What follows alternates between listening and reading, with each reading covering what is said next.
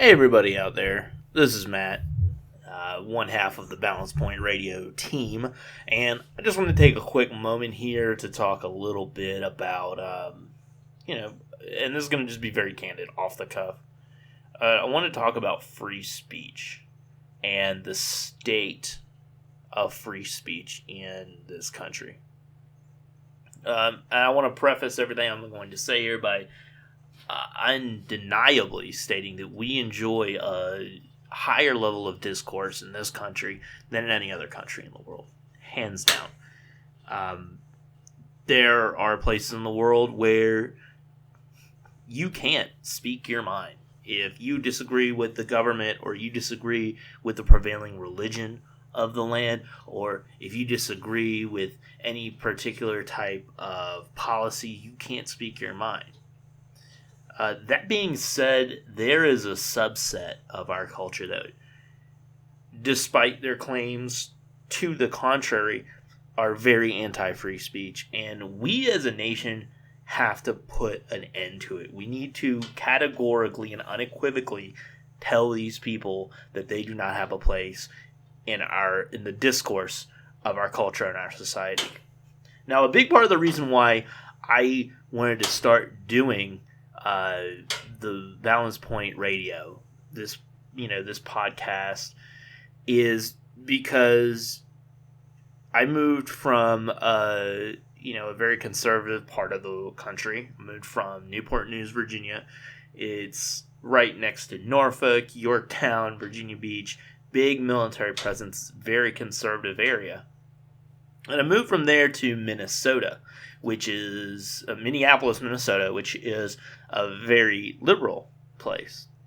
When I moved out here, one of the big concerns I had was, I'm a little bit more right-leaning on some things, and I was concerned, when I get out here, how am I going to be regarded by people? Am I even going to be able to make friends, or am I just going to be, basically going to work, coming home, going to work, coming home, and not have anybody to talk to about anything? Now, fortunately, that has not been an issue.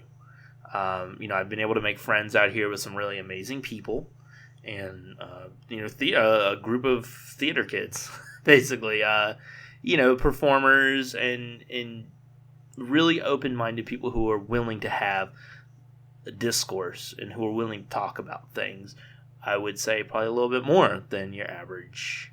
And they're left-leaning. That's okay. On some things, they're a little bit more left on some things than I am. A little bit more right.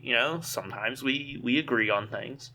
But I really try to focus on the things that we agree on as people, and I think that as a nation that would work out probably better in the long run, because we don't have the luxury really of being able to sit on each side of the country. You can't have your conservatives in one place and your liberals in another place, and everybody just folding their arms and pouting like children, saying, well, I'm not going to play with you, I'm going to take my ball and go home. That's not how society works. That's not how good ideas are found.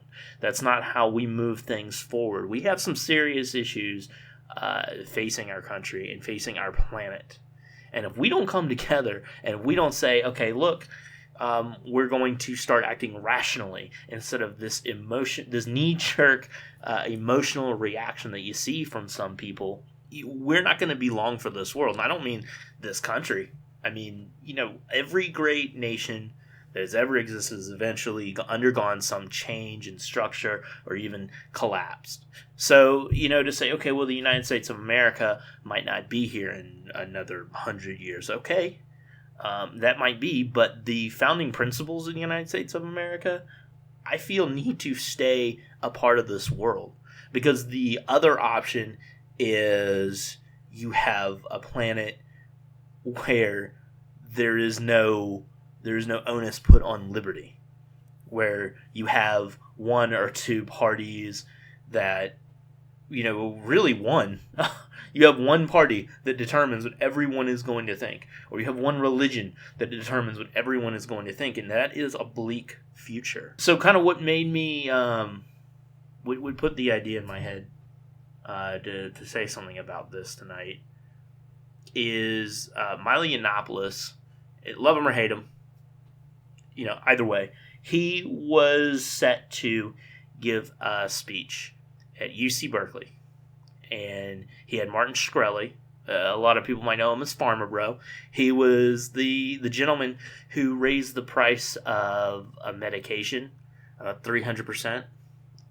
Really jacked up the price. And the story there was, he's screwing over cancer patients or AIDS patients. AIDS medication. He's screwing over AIDS patients, and they can't afford their medication. In reality, the patients who actually got that medication, the price was basically passed on, and was the weight of that was put on the shoulders of the insurance companies because they had to cover it.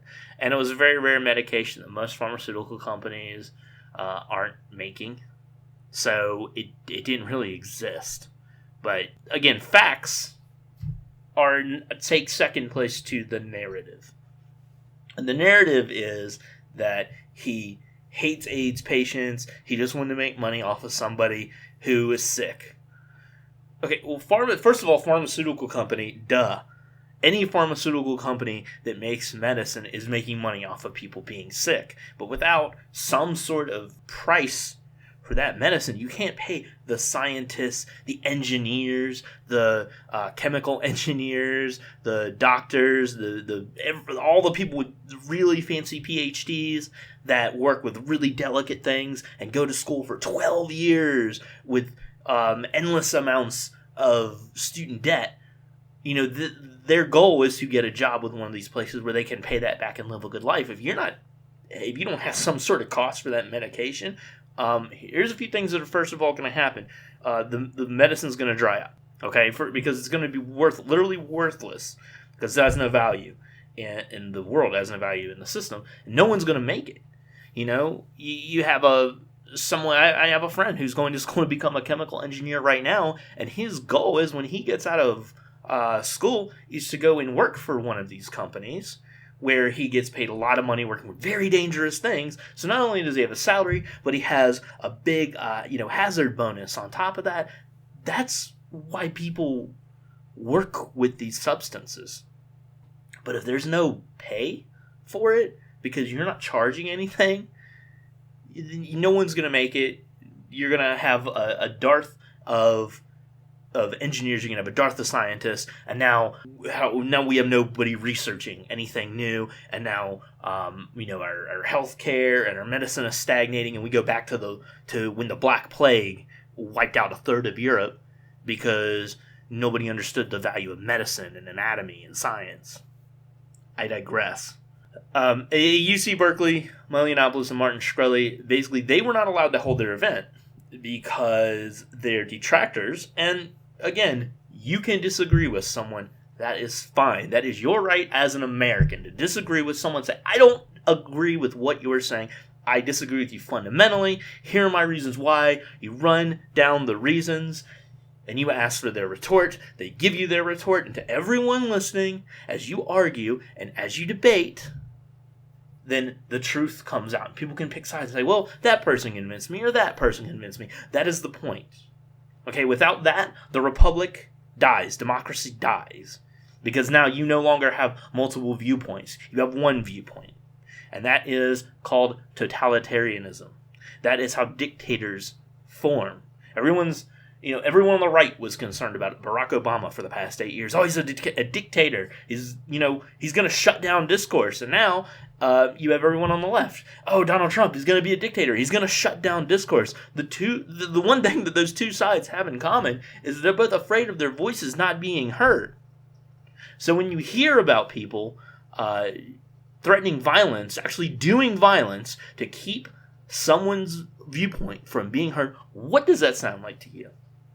And I'm not asking you to say, oh, well, I'm going to be a MILO Yiannopoulis fan, or, oh, wow, I really like Martin Shkreli now. You can hate them for all I care. You can say that they're bigoted, homophobic, xenophobic, racist, okay? And you can hold that belief. And you can even point to things that they've said and say, well, I don't agree with this. This is terrible. How could someone believe that? Fine. Your viewpoints and their viewpoints don't line up. And that's okay. in this great country of ours, it is okay to disagree with someone. And I don't know how we've lost that along the way. I don't know where it became, where it went from the point from, well, let's be tolerant of people that we don't agree with, to you must agree with everyone all the time.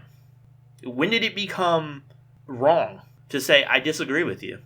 Politely say that and have a discussion with someone. Sit down, have a cup of coffee with someone, get a scone or a Danish, and talk through what you disagree on. Because eventually you're going to find out that you have something in common. Because I know this from experience. Because I'm that guy when someone says, these are my viewpoints, and I say, well, I disagree. I hold different viewpoints, and we talk. And at first, it's not super comfortable because people don't like to disagree. We like to get along. Human beings, we like the acceptance of other people. We want to be in a room full of everyone where we're all smiling, we're happy, we're drinking, we're having food, we're talking about things that are pleasant. Human beings, we hate, being in a room where we're the only ones that hold a certain viewpoint. Or we hate being in a room where we're making other people uncomfortable. Now, I don't know if that's some sort of evolutionary thing or if that's a part of our society. That's a discussion for the behavioral scientists out there. What I know is that without someone willing to say, I'm willing to be uncomfortable, and the other person saying, I'm willing to be uncomfortable with you too, you never figure out those things that you have in common with the person on quote unquote the other side. I mean, you've heard it here if you've listened to our podcasts. Me and Nathan, we disagree on things. We also agree on things, and we agree on more things than we disagree, despite the fact that he is an ardent Bernie Sanders supporter, and I cannot stand most of Bernie Sanders' platform. He dislikes Trump. I like Trump. I thought he was a great candidate, honestly. So we have two people with differing opinions, don't like each other's politics, but are willing to come together and say, hey, let's talk this out. Okay, what do you not like about this candidate? Or what do you not like about this particular platform point? Or what do you like about it? Then you can start talking through things. And then you find out, oh, wow, hey, I didn't think I liked Bernie Sanders, but you're saying that he agrees with importation of medicine from other countries. Oh, yeah. Yeah, that's a good thing. Yeah, speaking of which, that amendment failed, but it didn't fail on party lines. Because you had Republicans and Democrats voting across party lines on that. Interesting, right? In fact, if you ever get a chance to watch C-SPAN, I suggest you do. Because if you haven't, then you're missing out on the fact that whenever they take recess, or whenever they take a quorum, they all stop and they're all talking amongst each other. The Republicans and the Democrats aren't split on two sides. There's no two sides of the aisle. They're talking. They're bunched up. They're colleagues. And that's how we need to view this. If you are a lifelong Democrat or a lifelong Republican, you need to view the people on the other side of the aisle, giant air quotes around that, as your colleagues, because we're all colleagues. We're all Americans.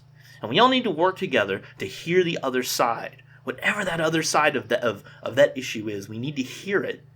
So that we can either say, hey, I completely disagree with this. Now let me present to you my side. Or we can say, wow, that person isn't a terrible monster that I thought they were.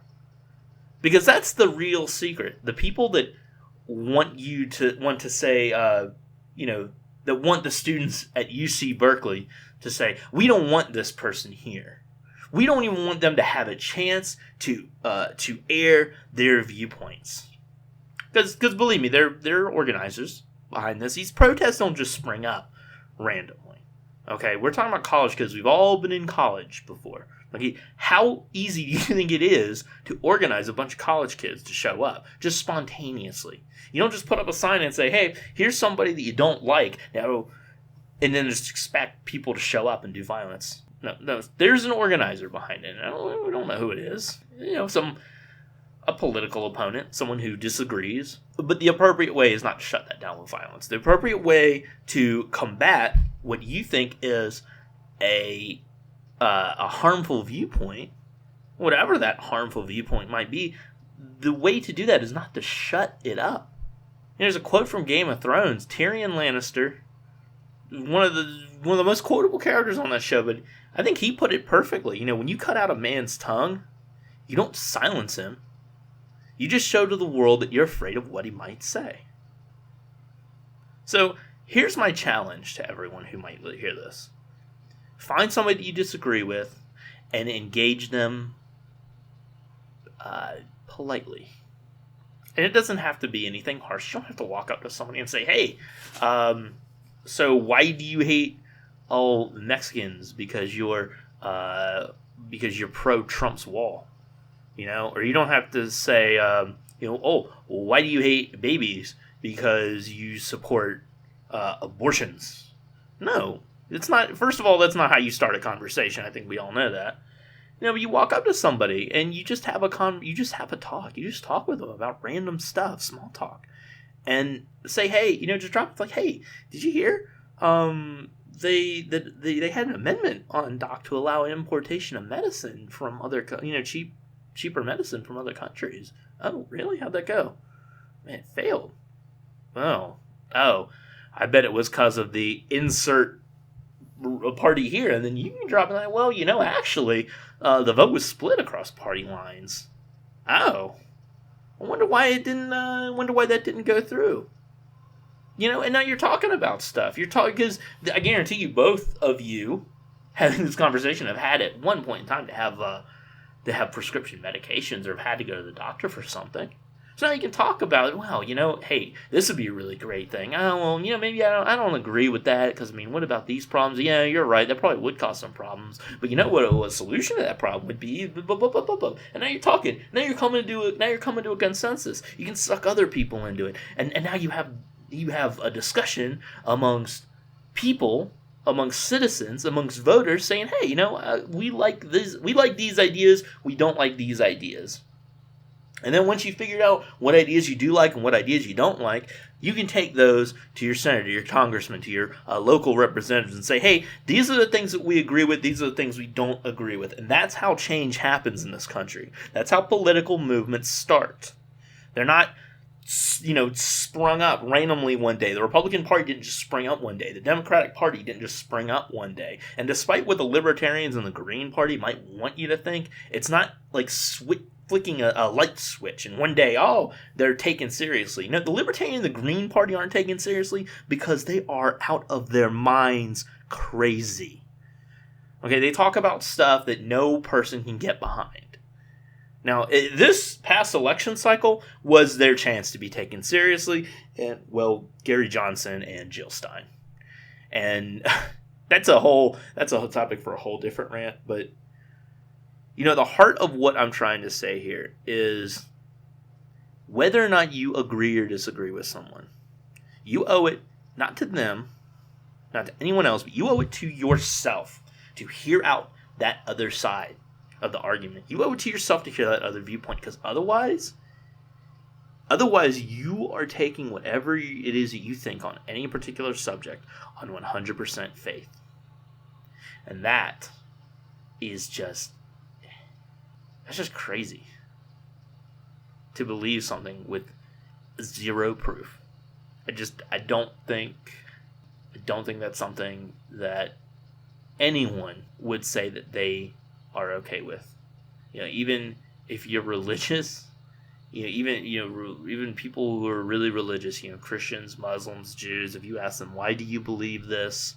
Even if the reason why they believe it isn't good enough for you to convince you, it was good enough to convince them. No human being simply believes things unless there is some sort of underlying reason. And if you disagree with someone, you owe it to yourself, you owe it to the rest of humanity to figure out what that underlying reason is. Because you never know, that underlying reason might be good enough for you.